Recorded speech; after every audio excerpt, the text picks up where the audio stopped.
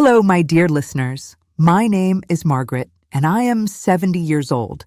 I thought I knew everything life had to offer. But as I sit here today, I want to share with you a story that proves it's never too late for surprises, never too late for second chances, and certainly never too late for love. Today, I want to tell you about finding love after 60. Not just any love, but the kind that catches you completely off guard, that makes you question everything you thought you knew about yourself. And that reminds you that the heart has no expiration date. This is a story about vulnerability in later years, about the courage it takes to open your heart again when you thought that chapter of your life had closed forever. The story I'm about to share isn't just about romance. It's about rediscovering who you are when the roles that defined you for decades begin to shift. It's about the unique challenges we face when dating in our golden years, the beautiful complexity of loving again with all the wisdom and scars that come with age. So pour yourself a cup of tea, settle in, and let me tell you about Cordelia May Thornfield and how she learned that love doesn't fall away. Cordelia May Thornfield had always been a woman of routines. At 63, her days followed a predictable rhythm that brought her comfort after years of chaos. She would rise at 6:30, brew her single cup of Earl Grey, and sit by the kitchen window of her modest Victorian home in Cedar Falls, watching the morning light dance across her garden. 3 years had passed since Harold's funeral. 3 years since she'd had to learn how to sleep in the center of the bed instead of on her designated left side. 3 years since she'd stopped cooking pot roasts for two and learned to have every recipe she'd memorized over 38 years of marriage. The grief had settled into something manageable now. Not the raw, breathtaking pain of those first months, but a gentle ache that lived in the spaces between her ribs. She'd grown accustomed to it, the way one grows accustomed to an old injury that throbs before rain. Her daughter Millicent called every Sunday evening at precisely 7 o'clock. "How are you managing, Mother?" she would ask, her voice carrying that particular tone adult children use when they're worried, but trying not to show it. "Just fine, dear," Cordelia would always reply, and it wasn't entirely untrue.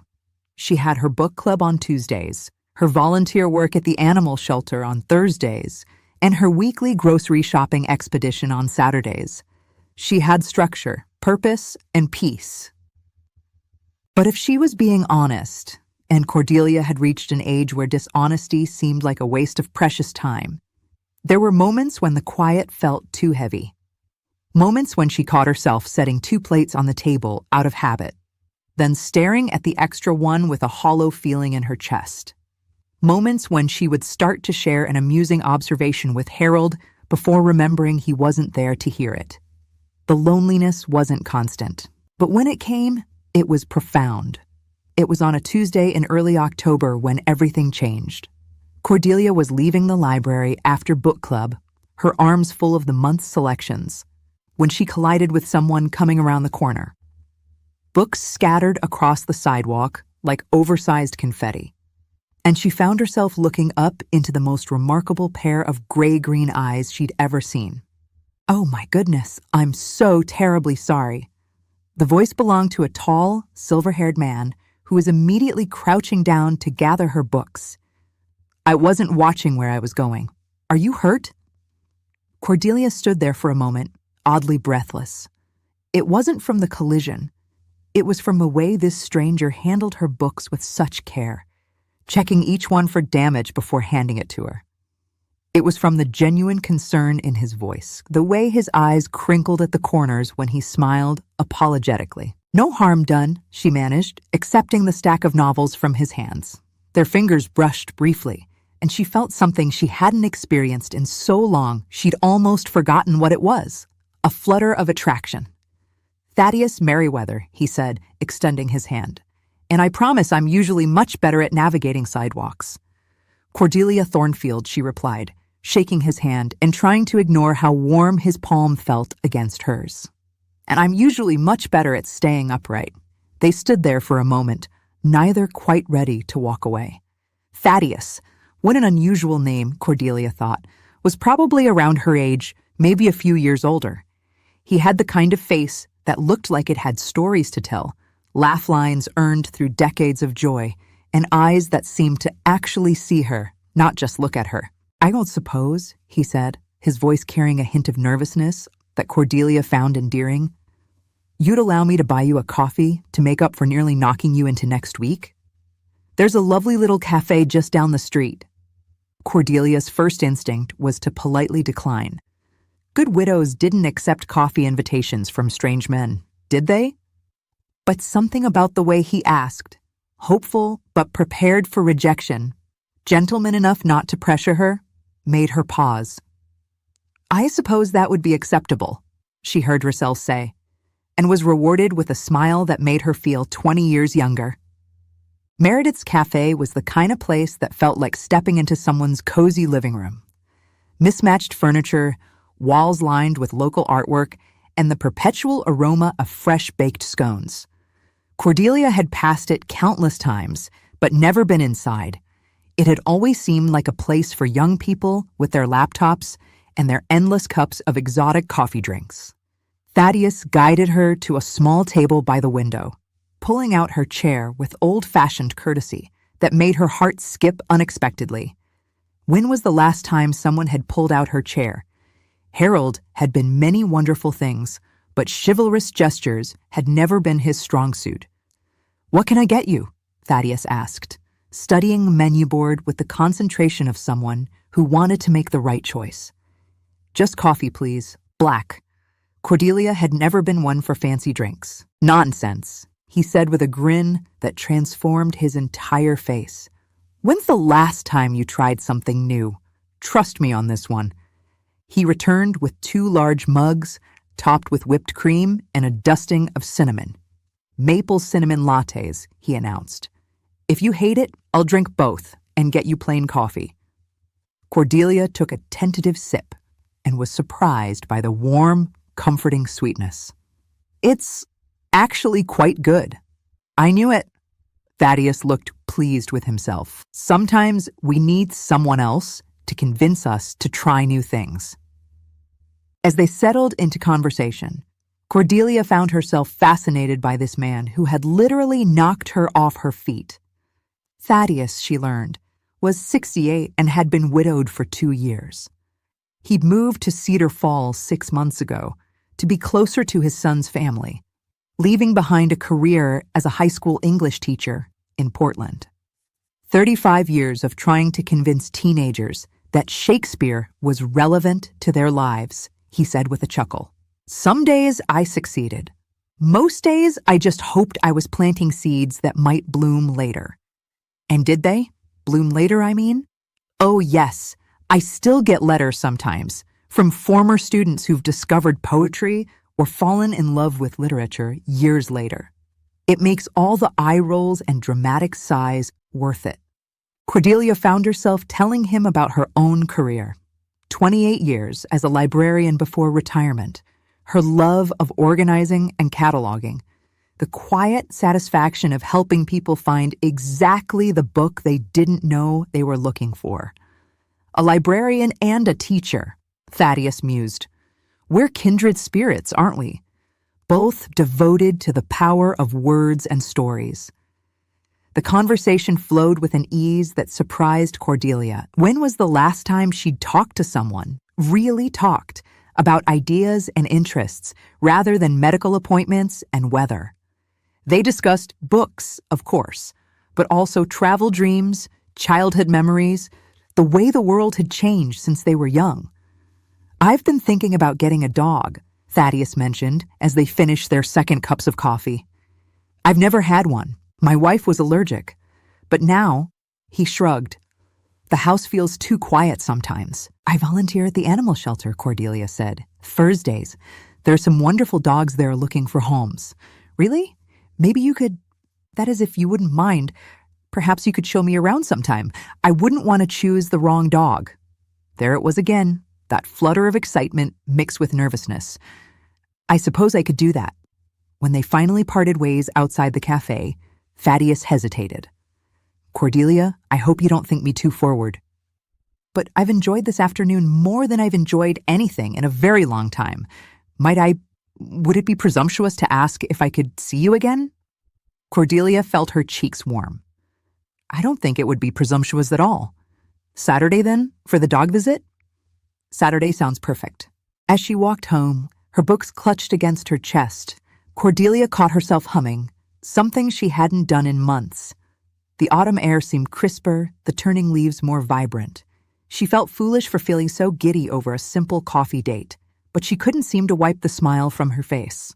That night, she found herself standing in front of her bedroom mirror, really looking at herself for the first time in ages. Silver hair that she'd been considering cutting short, brown eyes that still held their spark, laugh lines that told the story of a life well lived. She wasn't 20 anymore, wasn't even 40, but she wasn't invisible either. For the first time in 3 years, Cordelia Thornfield went to bed excited about tomorrow. Saturday arrived gray and drizzling, the kind of weather that usually made Cordelia want to stay inside with a book and hot tea. But she found herself taking extra care with her appearance, choosing her favorite blue cardigan because Harold had once said it brought out her eyes, then immediately feeling guilty for the thought. The Cedar Falls Animal Shelter was housed in a converted barn on the outskirts of town, surrounded by exercise yards where dogs of all shapes and sizes played in the autumn mist. Cordelia had been volunteering there for 2 years, finding comfort in the uncomplicated love the animals offered. She arrived early, wanting to check on her favorite residents before Thaddeus got there. In the cat room she visited with Penelope, an ancient orange tabby who'd been returned 3 times for being too standoffish. Cordelia understood. Sometimes it took time to learn to trust again. "Cordelia," Janet, the shelter director, appeared in the doorway. "You're here early, and you look lovely. Is that a new cardigan?" "No, just an old favorite." Cordelia tried to sound casual. "I'm actually expecting someone today, a doctor." "Wonderful, we can always use more homes. Anyone I know?" Before Cordelia could answer, she heard her name being called. Thaddeus stood in the doorway, slightly out of breath and holding 2 cups from Meredith's cafe. "I thought you might like some coffee," he said, offering her one of the cups. Maple cinnamon latte, if I remembered correctly. The gesture was so thoughtful, so unexpected, that Cordelia felt that flutter again, stronger this time. "You remembered." Janet cleared her throat pointedly, and Cordelia realized she'd been staring. "Janet, this is Thaddeus Merriweather. Thaddeus, Janet runs this place with an iron fist and a heart of gold." "Any friend of Cordelia's," Janet said with a knowing smile that made Cordelia's cheeks burn, "is welcome here. Looking for a dog, I hear?" "My first one," Thaddeus admitted. "I'm completely inexperienced, so I'm hoping Cordelia can help me find the right match."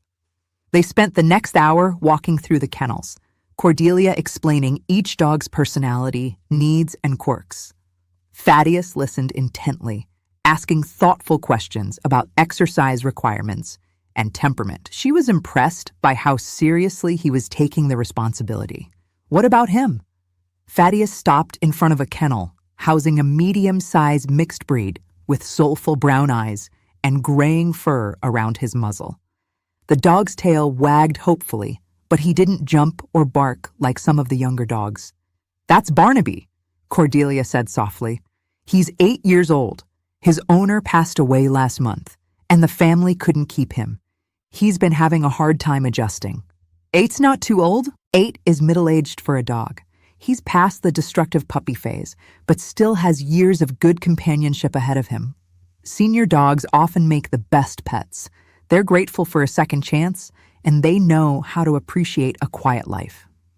Thaddeus knelt down in front of the kennel. Barnaby approached cautiously, sniffing through the chain link before gently pressing his nose against Thaddeus's outstretched fingers. "Hello there, old boy," Thaddeus said quietly. "Are you looking for a new friend too?" Cordelia watched the interaction with growing warmth. There was something beautiful about watching 2 souls recognize each other, the lonely widower and the grieving dog, both searching for connection. "Can we take him to the yard?" Thaddeus asked.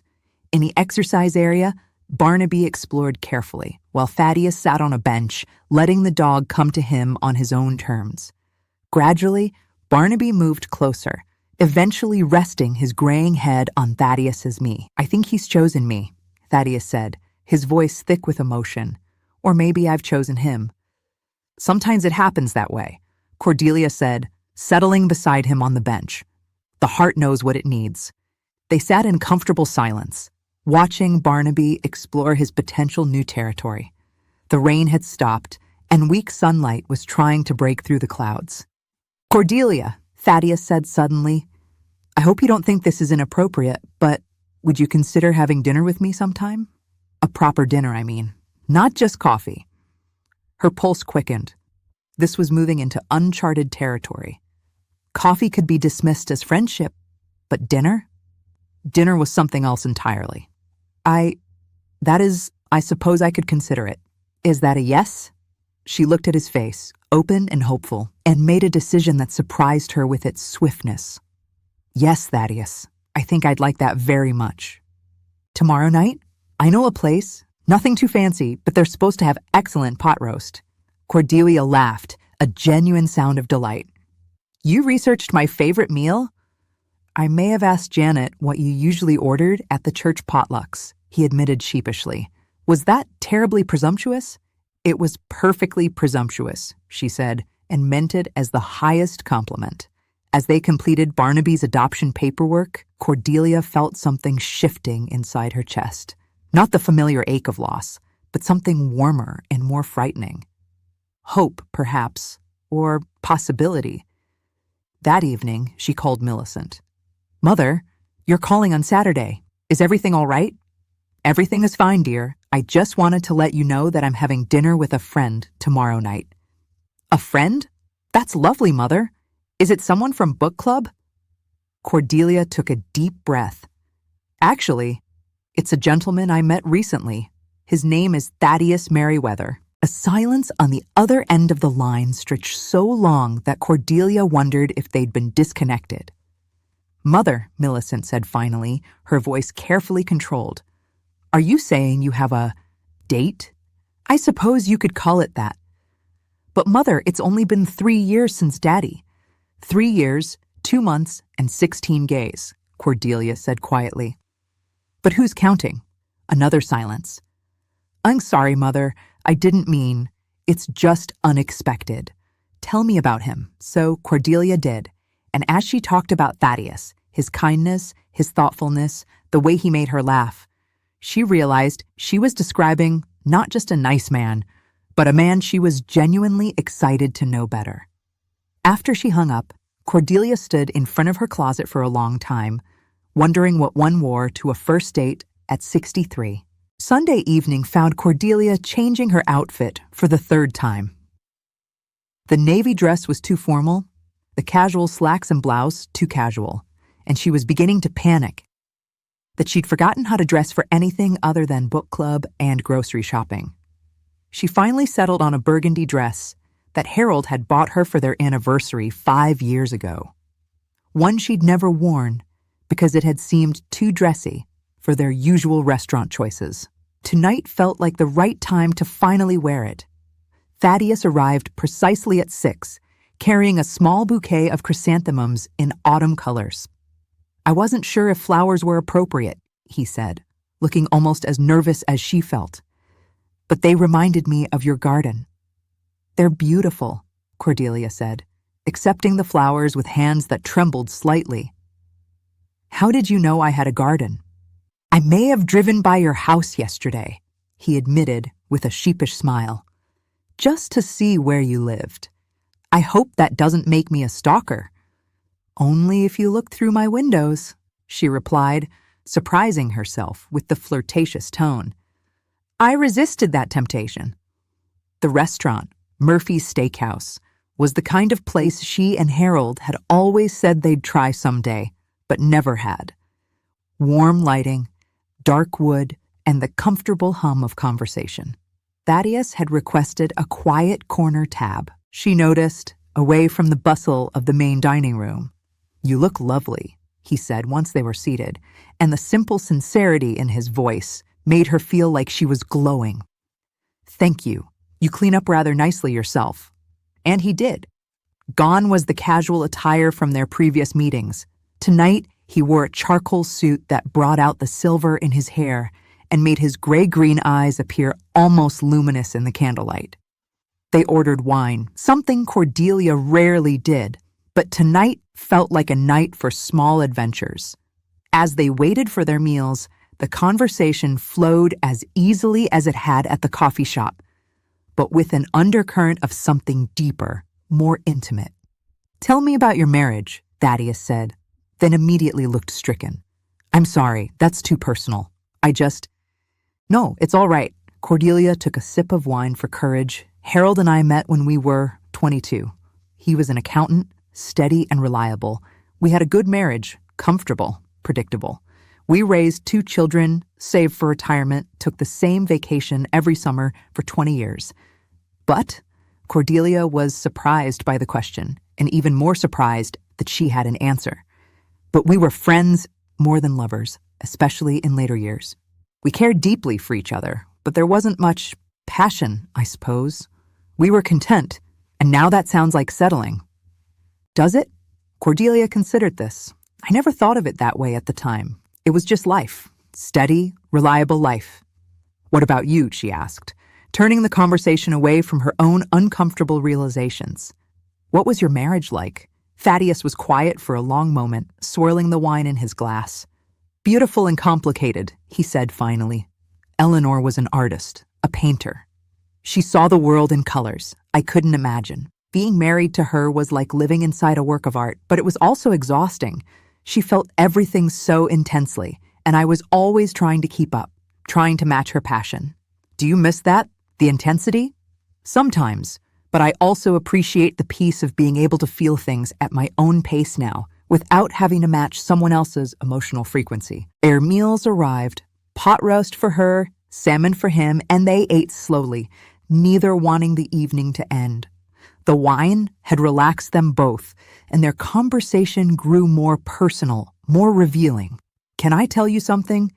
Thaddeus said as they shared a slice of apple pie. "I've been on 3 dates since Eleanor died. This is the first time I've wanted a second one." Cordelia felt heat spread through her chest. "What makes this different?" "You don't need me to be anyone other than who I am. With the others, I felt like I was auditioning for the role of replacement husband. With you, I can just be Thaddeus." "I know what you mean," Cordelia said softly. "I've had well-meaning friends try to set me up, and they always led with, 'He's looking for a nice woman to take care of,' as if that's all I am, a potential caretaker. You're so much more than that." "What am I then?" The question slipped out before she could stop it, wine and candlelight making her braver than usual. Thaddeus reached across the table and covered her hand with his. "You're intelligent and kind and funny. You have opinions about things that matter. You listen, really listen, when people talk. And you have the most beautiful smile I've seen in years." Cordelia felt tears prick her eyes. "Thaddeus? Too much?" "No," she said, turning her hand to squeeze his fingers. "Not too much at all." When he walked her to her door, they stood on the porch like teenagers, neither quite ready to say goodnight. "I'd like to see you again," Thaddeus said. "Soon, if that wouldn't be too presumptuous. I'd like that too. What about next Friday? There's a new art exhibition at the community center." "I'd love to see it." He leaned forward then, slowly, giving her time to pull away if she wanted to, but she didn't want to. The kiss was soft, tentative, and when they parted, Cordelia felt 17 again. "Good night, Cordelia." "Good night, Thaddeus." She watched him drive away before going inside, touching her lips and wondering if she was making a terrible mistake or the best decision of her life. The next week passed in a blur of anticipation and anxiety. Cordelia found herself distracted during book club, barely registering the discussion of their latest selection. Her volunteer work at the shelter became an exercise in watching the clock, counting hours until Friday evening. But it wasn't all giddy excitement. The rational part of her mind, the part that had kept her grounded, through 38 years of marriage and 3 years of widowhood, kept whispering warnings. She was too old for this. It was too soon. What would people think? The whispers grew louder when she ran into Constance Fairweather at the grocery store on Thursday. Cordelia, dear. Constance had always been a busybody, but widowhood seemed to have given her a license to be even more intrusive. I heard the most interesting news about you. Oh? Cordelia continued loading groceries into her cart, hoping to escape quickly. Janet mentioned you as showing a gentleman around the animal shelter. A romantic interest, perhaps? The words hung in the air like an accusation.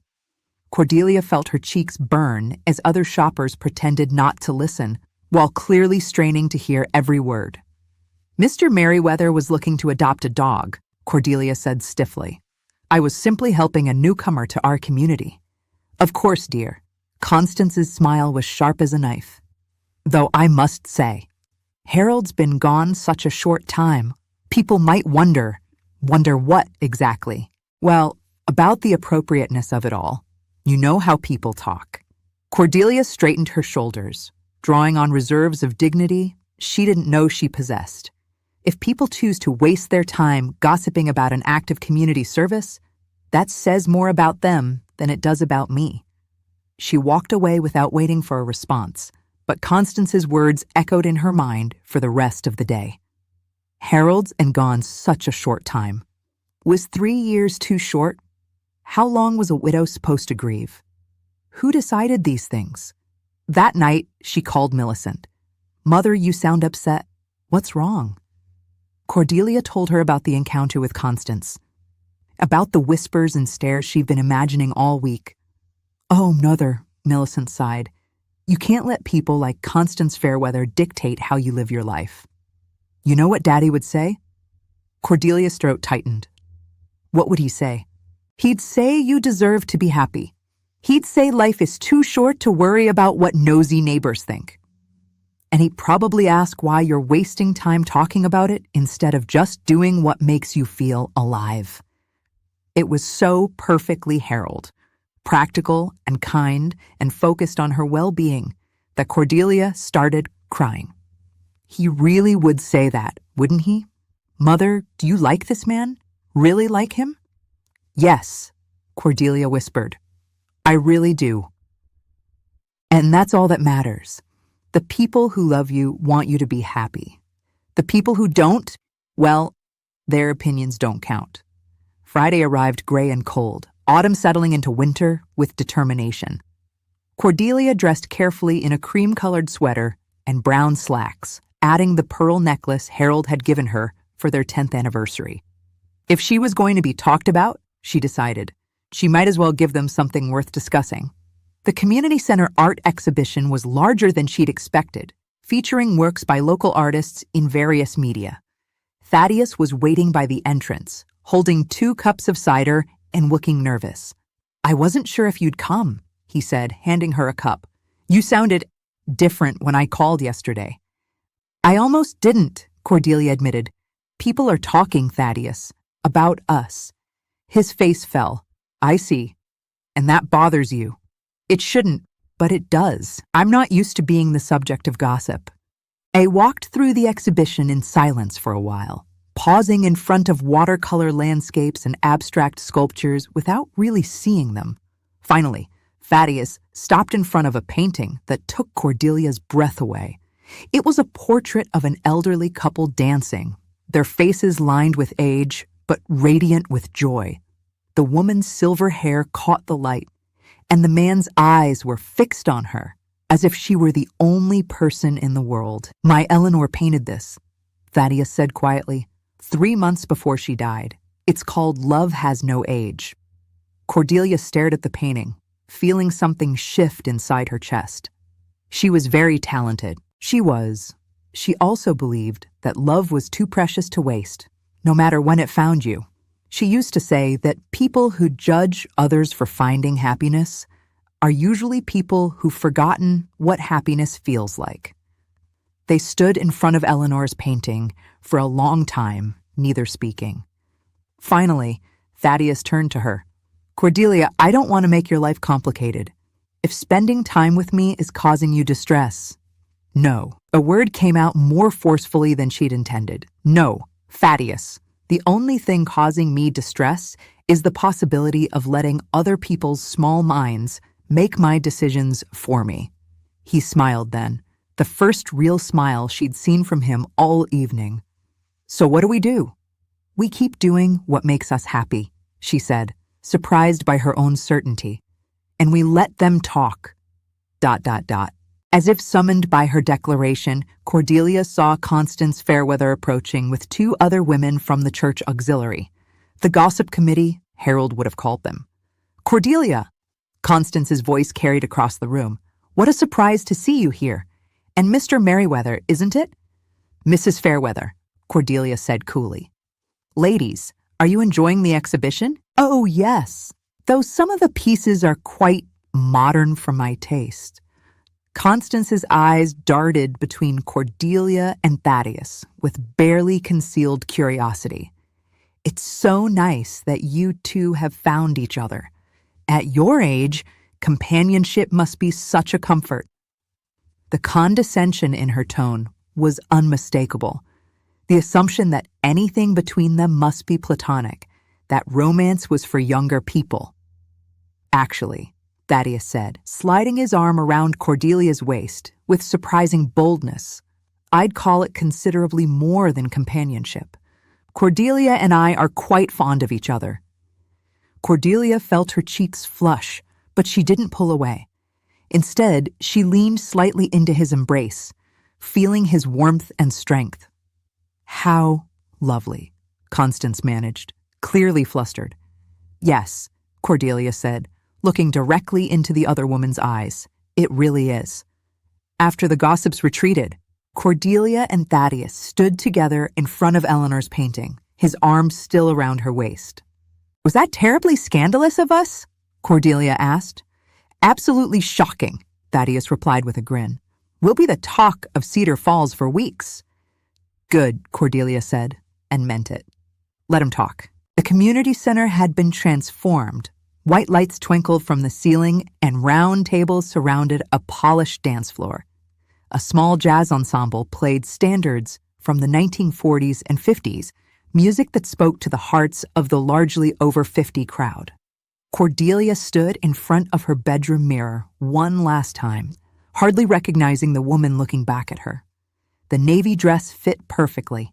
Her silver hair was styled in soft waves, and she'd even applied lipstick, Rosy Dawn, a shade she'd bought on impulse and never worn. When the doorbell rang at precisely 7 o'clock, her hands trembled as she opened it. Thaddeus stood on her porch in a black suit that made him look distinguished and handsome, but it was the expression on his face when he saw her that took her breath away. Wonder, appreciation, and something deeper that made her feel more beautiful than any mirror ever could. Cordelia, he said softly, you're absolutely stunning. ... You clean up rather nicely yourself, she replied, though her voice came out shakier than she'd intended. He offered his arm with old-world courtesy. Shall we, my lady? The community center was already crowded when they arrived, filled with couples from their generation dressed in their finest. Cordelia recognized many faces, former colleagues, neighbors, church acquaintances, and saw the mixture of surprise and approval in their expressions. Were causing quite a stir. Thaddeus murmured in her ear as they found their table. Let them stare, Cordelia said, surprising herself with her boldness. We look fantastic. They were seated with 3 other couples, all long-time marriages, celebrating anniversaries ranging from 30 to 52 years. Cordelia felt a momentary pang. Would she and Harold have made it to their 50th if he'd lived? How long have you two been together? Asked Martha Whitfield, married 43 years to her high school sweetheart. 2 months, Cordelia said, then wondered if she should have been more vague. 2 months, Martha's eyes widened. Well, aren't you the brave ones? It's so wonderful to see people our age finding love again. Finding love again? Her husband, George, looked confused. Martha, They just met. How do you know it's love? An awkward silence fell over the table. Cordelia felt her cheeks burning. How did she know it was love? Was it love? Or was she just so lonely that she was confusing companionship with deeper feelings? George, Thaddeus said quietly, his hand finding Cordelia's under the table. How did you know you loved Martha? Well, George cleared his throat. I suppose I just knew. She made everything better. Made me want to be better. Then you understand, Thaddeus said simply, squeezing Cordelia's fingers. Age doesn't change the heart's capacity to recognize home when it finds it. The band struck up The Way You Look Tonight, and Thaddeus stood, extending his hand to Cordelia. Dance with me? Her first instinct was to demur. She was rusty, out of practice, afraid of making a fool of herself. But then she looked into his eyes and saw not judgment, but invitation, not criticism, but hope. Yes, she said, taking his hand. On the dance floor, surrounded by other couples, swaying to the familiar melody, Cordelia discovered that her body remembered what her mind had forgotten. Thaddeus was a better dancer than she'd expected, weeding with gentle confidence as they moved together. "You're natural," he said, spinning her carefully before drawing her close again. "I used to love to dance," she admitted, before Harold. We never, then we'll have to make up for lost time." As the evening progressed, they danced to song after song. Blue Moon, Cheek to Cheek, unforgettable. With each dance, Cordelia felt herself relaxing, letting go of self-consciousness and embracing the simple joy of moving to music with someone who made her feel graceful. During At Last, a slow, romantic ballad, Thaddeus pulled her closer than they'd ever been. She could smell his cologne, feel the steady rhythm of his breathing, sense the warmth of his body through his suit jacket. "Cordelia," he said, his voice so low only she could hear, "I need to tell you something." Her heart raced. "What is it?" "I'm falling in love with you. I've been trying to take things slow and sensible, but I can't help it. You've become the best part of my days." She stopped dancing, looking up into his face in the dim light of the community center. Around them, other couples continued swaying, lost in their own worlds. But for Cordelia, everything had narrowed to this moment. This man, this confession that terrified and thrilled her in equal measure. "Thaddeus, you don't have to say anything," he said quickly. "I just needed you to know. At our age, there's no time to waste on pretending we feel less than we do." "I was going to say," Cordelia said, placing her hand on his chest where she could feel his heart beating as rapidly as her own, "that I'm falling in love with you too, and it scares me to death." "Good scared or bad scared?" "Good scared," she said, and meant it. "The kind of scared that means something important is happening." He leaned down then, right there on the dance floor in front of half the town, and kissed her. Not the tentative kiss of their first date, but a real kiss, full of promise and possibility and the kind of passion she'd thought was behind her forever. When they broke apart, Cordelia realized that several couples had stopped dancing to watch them. Instead of embarrassment, she felt a surge of pride. Let them watch. Let them see that love didn't have an expiration date. "Take me home," she whispered in his ear. "Of course. Are you tired?" "No," she said, looking directly into his eyes so he couldn't mistake her meaning. "Take me home, Thaddeus, and stay."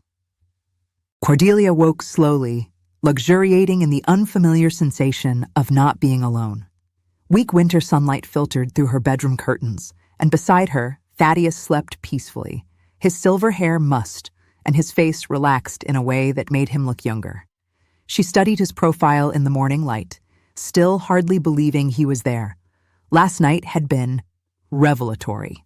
At 63, she had discovered aspects of herself she'd never known existed, had experienced tenderness and passion that made her feel like she was living in color after years of black and white. It hadn't been without its awkward moments, bodies that didn't move quite like they used to, medications that needed to be accommodated, the strange vulnerability of being intimate with someone new after decades with the same partner. But it had also been beautiful in ways that surprised her. There was something profound about making love with someone who understood that time was precious, who appreciated every touch, every kiss, every whispered endearment as the gift it was. Thaddeus stirred beside her, his eyes opening slowly before focusing on her face. The smile that spread across his features was worth every moment of nervousness she'd felt. "Good morning, beautiful," he said, his voice rough with sleep. "Good morning yourself, handsome." I lay there for a while, talking quietly about everything and nothing, how well they'd slept, plans for the day, the snow that had started falling sometime during the night. It was the kind of intimate morning conversation Cordelia had dreamed of, but never quite achieved in her marriage, where Harold had always been eager to start the day with purpose and efficiency. "Are you having regrets?" Thaddeus asked eventually, and she heard the vulnerability beneath the casual tone. "Only one," Cordelia said, watching worry flicker across his face before she continued. "I regret that we waited 2 months." His relief was palpable. "I was afraid you might think we moved too fast. At our age, what's too fast? We don't have decades to waste on wondering what if." They were interrupted by the telephone ringing insistently from the kitchen. Cordelia glanced at the clock, 8:30 on a Sunday morning. Who would be calling so early? "I should answer that," she said reluctantly. "Let it ring," Thaddeus suggested, pulling her closer. But the phone continued its urgent summons, and maternal instinct kicked in. What if it's one of the children? What if something's wrong? She slipped on her robe and hurried to the kitchen, acutely aware of her disheveled appearance and the unmistakable signs that she hadn't slept alone. "Mother?" Millicent's voice was sharp with concern. "Thank goodness you answered. I've been trying to call since 7. "I was sleeping in," Cordelia said, which wasn't technically a lie. "Are you all right? You never sleep past 6:30. "I'm fine, darling. More than fine, actually. How are you? Is everything all right with the children?" "Everyone's fine. Mother, Mrs. Patterson called me last night. She said she saw you and Mr. Merriweather at the winter formal, and that you two looked very cozy." Cordelia closed her eyes. Mrs. Patterson was Harold's cousin's widow, a woman who had never quite forgiven Cordelia for outliving Harold, when her own husband had died first. Of course, she would be the one to carry tales. "We attended the dance together, yes. And we had a lovely time. Mother, she said he kissed you? In public, in front of everyone." "He did indeed?" Silence stretched across the phone line. Cordelia could practically hear her daughter processing this information, trying to reconcile her proper mother with this scandalous behavior. Is this serious, Mother?" Cordelia looked toward the bedroom, where she could hear Thaddeus moving around quietly, probably getting dressed to give her privacy for this conversation. "Yes, Millicent, it's quite serious." "How serious?" Another pause. How did one tell one's adult daughter that you were in love? That you'd spent the night with a man?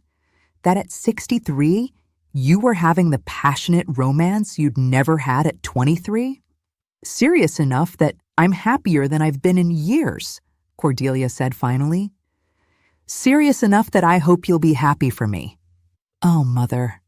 Millicent's voice softened. "Of course I'm happy for you. It's a lot to process.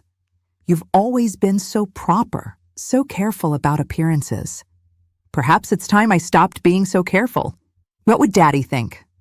The question hung in the air like a challenge. What would Harold think? Would he be hurt? Jealous? Angry that she was moving on without him? But as Cordelia stood in her kitchen, wearing a robe that smelled like another man's cologne, she realized she knew exactly what Harold would think. He'd be relieved that she wasn't sitting alone in this house anymore, talking to his photograph. He'd be pleased that she was laughing again, dancing again, living again. "Your father would want me to be happy," she said with certainty. "He always wanted me to be happy, even when he couldn't be the one to make it happen." You really love him, don't you? Yes, darling, I really do. After she hung up, Cordelia returned to the bedroom to find Thaddeus fully dressed, sitting on the edge of the bed looking uncertain. Everything all right? He asked. Everything's perfect, she said, sitting beside him. That was Millicent. Apparently, our public display of affection last night has become the talk of the town. And how do you feel about that? Cordelia thought about it, expecting to feel embarrassed or regretful. Instead, she felt proud. Let Cedar Falls talk. Let them see that she was more than just Harold's widow, more than just a quiet librarian who volunteered at the animal shelter and attended book club. Let them see that she was a woman in love. I feel like having breakfast with my boyfriend, she said. How does that sound? Boyfriend? Thaddeus grinned.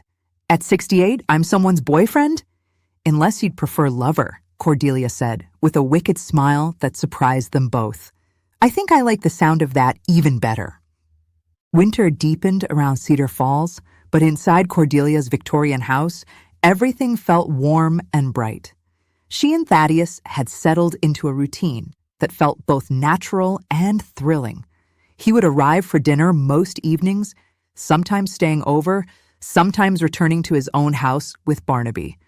They were learning each other's rhythms, accommodating each other's needs, with the patience that comes with age and experience.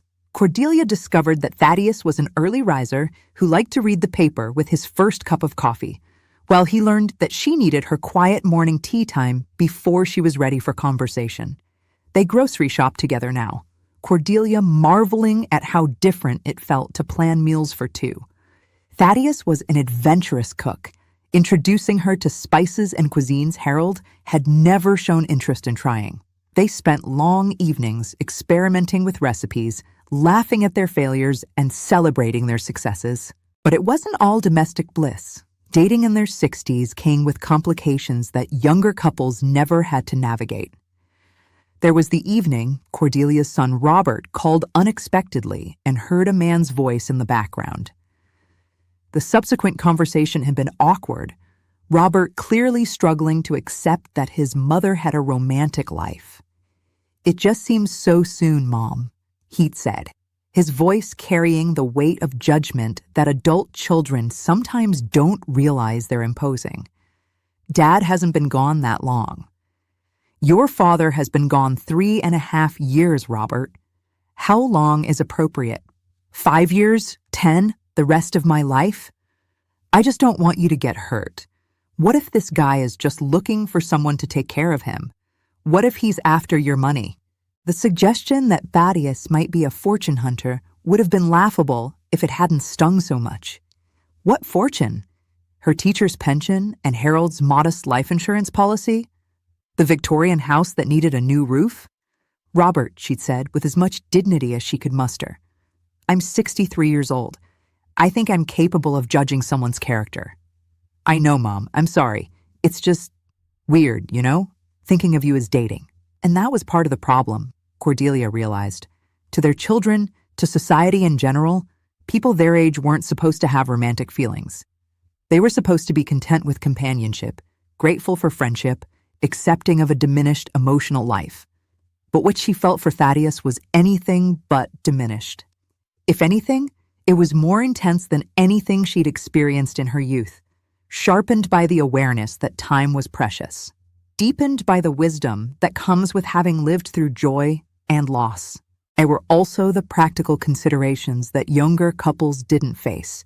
Both she and Thaddeus had grown children with opinions, financial obligations, health concerns that couldn't be ignored. The first time Thaddeus had to cancel their dinner plans because of a doctor's appointment, a routine checkup that nonetheless carried the weight of age and mortality. They'd both been forced to confront the reality that their love story might not have decades to unfold. I'm scared, Cordelia admitted one evening as they sat by her fireplace, Barnaby snoring contentedly at their feet. I'm scared of losing you just when I've found you. I'm scared too, Thaddeus said, pulling her closer on the sofa. But I'm more scared of not loving you fully because I'm afraid of losing you eventually. How do we do this? How do we love each other knowing that time might be limited? The same way anyone loves anyone, he said simply. One day at a time, with everything we have, for as long as we have it. It was around this time that Cordelia began to understand something fundamental about love after 60. It wasn't a pale imitation of young love. It was its own creature entirely. It was love informed by experience, tempered by loss, enriched by the knowledge of how rare and precious true connection was. Young love was about potential, about building a future together. Love at their age was about presence, about appreciating the moment, about finding beauty and joy in the here and now. That didn't make it less passionate or meaningful. If anything, it made it more so. When Thaddeus brought her flowers, she didn't take them for granted the way she might have at 25. When he told her he loved her, she didn't assume they had forever to say it again. Every kiss, every laugh, every quiet evening together was precious because they both understood how easily it could be taken away. Spring came early to Cedar Falls that year, and with it came changes that neither Cordelia nor Thaddeus had anticipated. They had been together for 6 months, not long by some standards, but at their age, every month felt significant. The first change was practical. Thaddeus's lease was up for renewal, and his landlord wanted to raise the rent significantly. At the same time, Cordelia's old Victorian house was proving too much for her to maintain alone. The roof needed repairs, the furnace was showing its age, and the garden that had once brought her joy was becoming a burden. They were both too polite to suggest the obvious solution directly, dancing around it for weeks with increasingly transparent hints. "It seems foolish to pay rent on a place I barely sleep in," Thaddeus mentioned one evening. "This house is really too big for one person," Cordelia replied, not quite meeting his eyes. "I could help with maintenance. You know, I'm quite handy with repairs." "I do hate cooking for one." Finally, it was Barnaby who forced the issue. The dog had taken to standing by the door whining whenever Thaddeus left for his own house, clearly confused about why his people were splitting up every evening. "I think Barnaby wants us to live together," Thaddeus said one night as the dog performed his nightly protest routine. "What does Barnaby know?" Cordelia replied, but she was smiling. "Maybe more than we do. He's not worried about what people will think or whether it's too soon or what our children will say." End quote. "And we're worried about those things? Aren't we?" Cordelia considered this. She was worried, but not about the things he'd mentioned. She was worried about whether they were compatible in all the small ways that mattered when you shared a living space. She was worried about losing her independence, about the compromises that cohabitation required. Most of all, she was worried about the implications of such a commitment. Moving in together at their age felt like more than a practical arrangement.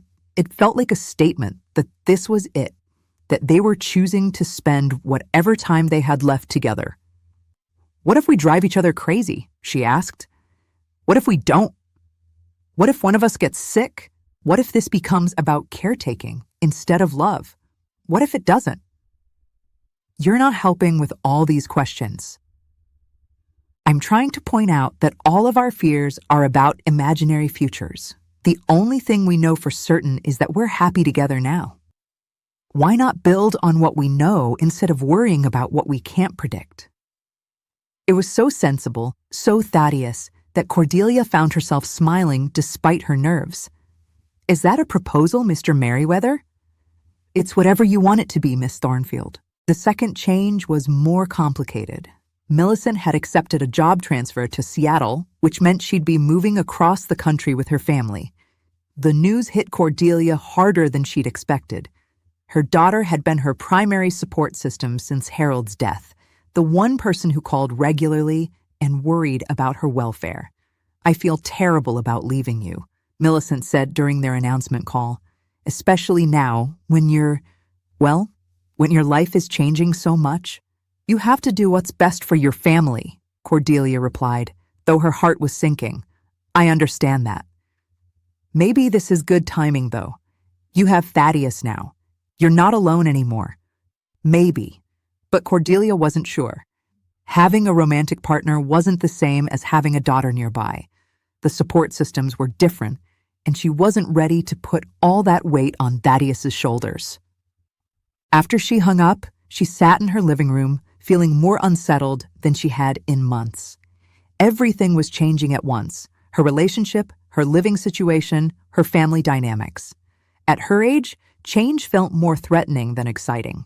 Thaddeus found her there an hour later, staring into space with tears she didn't realize she'd shed drying on her cheeks. What's wrong?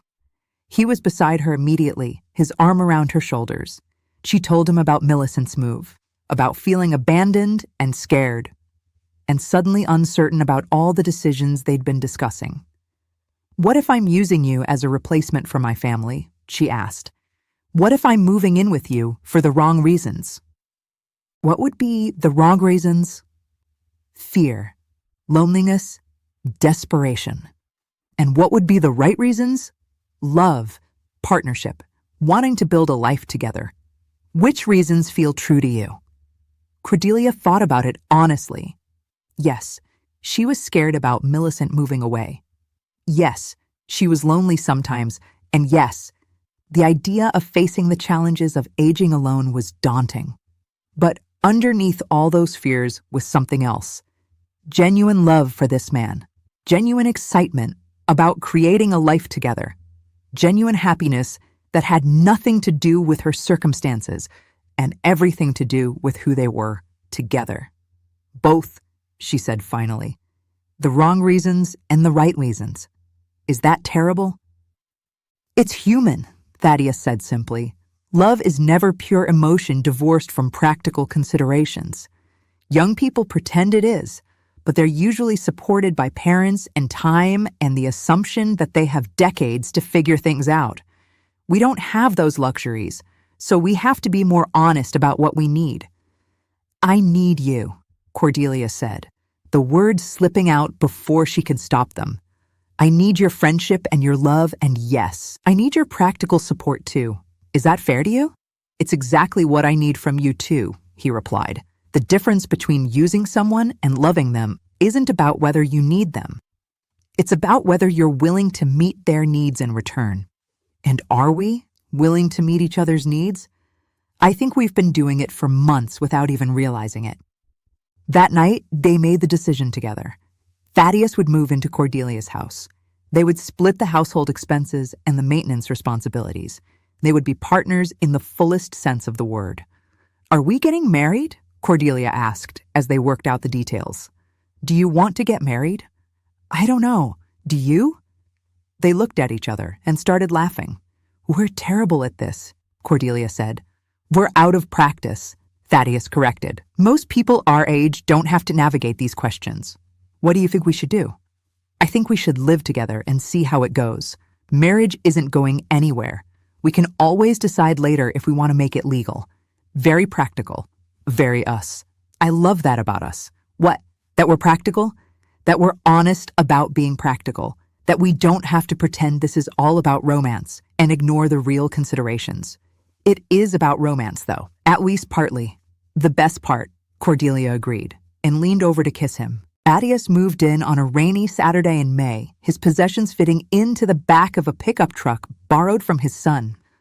Watching him carry boxes up her front porch steps, Cordelia felt a mixture of excitement and terror that reminded her of her wedding day 40 years earlier. But this was different from marriage. This felt like a conscious choice made by two adults who had lived full lives independently and were choosing interdependence from a position of strength rather than need. They had negotiated the practical details with the thoroughness of two people who understood that small irritations could destroy relationships if left unaddressed. Cordelia would keep the master bedroom, but they would share it. Thaddeus would have the small den as his study. They would alternate cooking duties. Cordelia would handle the finances, Thaddeus would handle maintenance and repairs. It sounds so unromantic when we talk about it like a business arrangement, Cordelia had worried. "I think it's the most romantic thing imaginable," Thaddeus had replied. We're planning a life together with the respect and care we'd give to something precious. The first few weeks of cohabitation were an adjustment for both of them. Cordelia had to learn to share her kitchen, to accommodate someone else's schedule, to make decisions collaboratively rather than unilaterally. Thaddeus had to adapt to her routines, her ways of organizing, her need for quiet time in the mornings. There were moments of friction. The morning he rearranged her spice cabinet more logically without asking. The evening, she corrected his method of loading the dishwasher. The night, they both wanted to read and couldn't agree on whether to have music playing or silence. But there were also moments of unexpected joy. Waking up together every morning, sharing the crossword puzzle over coffee. The way Barnaby stretched out contentedly across both their feet while they watched television in the evenings, clearly pleased that his pack was finally all in one place. We're like an old married couple, Thaddeus observed one evening as they moved around the kitchen, preparing dinner with the synchronized efficiency of a dance they've been practicing for months. Except when not married, Cordelia replied, handing him the salt before he asked for it. Does that bother you? Does it bother you? They'd been having some version of this conversation for weeks, neither quite ready to bring up marriage directly, both aware that living together had changed the dynamics of their relationship in ways they were still processing. Sometimes, Thaddeus admitted, not because I need a piece of paper to validate how I feel about you, but because I want everyone to know how serious this is. I want the legal protections. I want to be able to make medical decisions for you if something happens. I want to be recognized as your family, not just your boyfriend. I want those things too, Cordelia said quietly. But I also want to be sure we're getting married because it's what we want, not because it's what people expect or because it makes the paperwork easier. What would convince you that we want it? Cordelia thought about this. What was holding her back? Fear of another loss? Loyalty to Harold's memory? Simple inertia?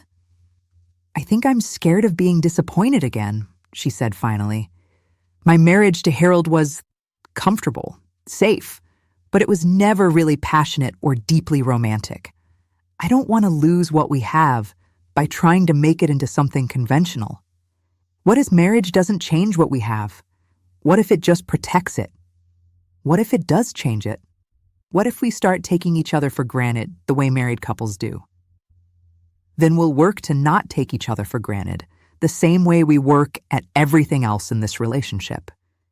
That night, as they lay in bed together, Cordelia found herself thinking about the differences between young marriage and mature marriage. When she'd married Harold, she'd been trying to become someone, a wife, a mother, an adult. Marriage had been about transformation, about taking on new roles and responsibilities. Marriage to Thaddeus would be about recognition, acknowledging what they'd already become together, protecting and celebrating the partnership they'd built. Thaddeus, she said into the darkness. Ask me again. Ask you what again? You know what. He turned to face her, and even in the dim light, she could see him smiling. Cordelia May Thornfield, will you marry me? Yes, Thaddeus Merriweather, I will marry you. When? Soon, before we lose our nerve. How soon? How about next month? Something small and simple, just us and the people who matter most. I love you, he said, kissing her forehead. I love you too, and I promise not to panic and change my mind. I promise to remind you why you said yes if you do panic. Deal.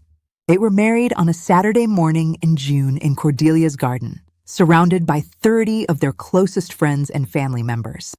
Millicent flew in from Seattle with her husband and children, while Robert drove down from Chicago, still looking slightly bewildered by this turn in his mother's life, but trying to be supportive. Cordelia wore a cream-colored dress she'd found at a boutique in the city. Not white, which felt inappropriate at her age, but not the dark color she'd worn since Harold's death either. Something new, something hopeful. Thaddeus wore his charcoal suit from their first dinner date, with a boutonniere of baby roses that matched her small bouquet. The ceremony was performed by Pastor Williams, who had known Cordelia for 20 years and had been quietly pleased to see her finding happiness again.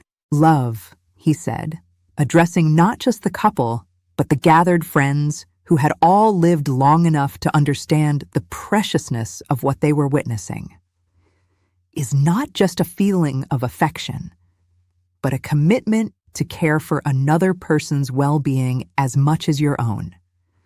Cordelia and Thaddeus have both learned this lesson through previous marriages, through loss, through the wisdom that comes with age and experience. They come to each other not as blank slates, but as fully formed individuals who have chosen to create something new together while honoring what they've learned from their past. This is mature love. Love that understands both its own power and its own fragility. When it came time for vows, they had chosen to write their own rather than use traditional words that felt more appropriate for younger couples starting their lives together.